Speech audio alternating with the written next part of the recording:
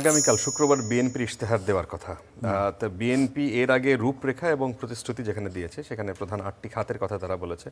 Rainbow নেশনের ধারণাকে তারা গুরুত্ব দিবে বলেছে। তো বিএনপি 18 মাসের মধ্যে 1 কোটি নতুন কর্মসংস্থানের প্রতিশ্রুতি দিয়েছে। বর্তমানে যে অর্থনৈতিক প্রেক্ষাপট, এত বিশাল লক্ষ্যমাত্রা, এটাও কি উচ্চাভিলাষী বা একটু বেশি বেশি না?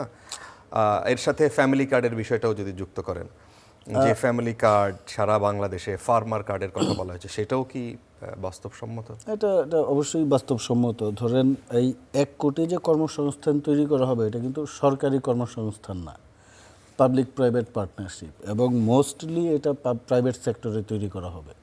তো আপনারা যদি কিছু আমরা বাস্তবসম্মত মানে দেখতে হবে কোন খাতে আপনি এই মুহূর্তে কর্মসংস্থান তৈরি করতে পারবেন। এখন বিএনপি যদি বলে যে আমরা আরএমজি সেক্টরে 1 কোটি কর্মসংস্থান করবো, এটা সম্ভব না, কারণ এই খাতের আর গ্রোথ সম্ভব না। তো বিএনপি কিন্তু বারবারই বলছে যে তার নতুন খাত তৈরি করবে। এই জায়গায় তারা সবচাইতে বেশি গুরুত্ব দিয়েছে আইসিটি এবং কৃষি খাতকে। আমি যদি ভুল না জেনে থাকি, কালকে ম্যানিফেস্টোতে আপনারা দেখতে পাবেন।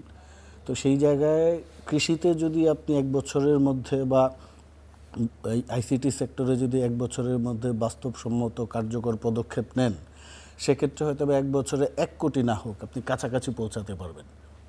এবং কৃষিতে কিন্তু তারা টেকনোলজির দিকে যাবে, একদম যে মানে উৎপাদনের মধ্যে সীমাবদ্ধ থাকবে না, সেটাকে তারা প্রসেসিং, মার্কেটিং, ডিস্ট্রিবিউশন এবং এগ্রিকালচার, যেখানে গভর্নেন্স বা এগ্রিকালচারের সঙ্গে টেকনোলজিকে নিয়ে আসা মার্কেটিং এবং ডিস্ট্রিবিউশনে, সেখানে তাদের পরিকল্পনা আছে।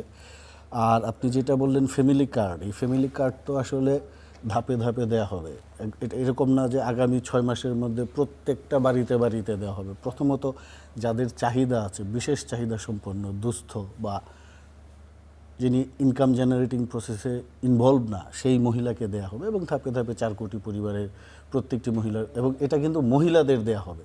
ফ্যামিলি কার্ডটা কিন্তু আপনাকে আমাকে দিবেন, একটা পরিবারের সেই মহিলা যিনি থাকবেন প্রধান মা, তার হাতে ফ্যামিলি কার্ডটা দেওয়া হবে। উনি ওইখানে কিছু ক্যাশ বেনিফিট পাবেন অথবা ফুড বেনিফিট পাবেন। আচ্ছা, আর ফার্মার্স কার্ডটাও এরকম, যে এখন আমাদের তো কিছু বেনিফিট দেয়া হয় কৃষিতে, সেইটার সঙ্গে আরও কিছু সুযোগ সুবিধা যুক্ত করে, যে আপনার একটা ডাটাবেজ রাখা, যে আপনি গত 2 বছরে এই বেনিফিট পেয়েছেন, আপনার কি প্রোডাকশন আছে, আরও কী কী ফার্দার আপনার সুযোগ সুবিধা দরকার।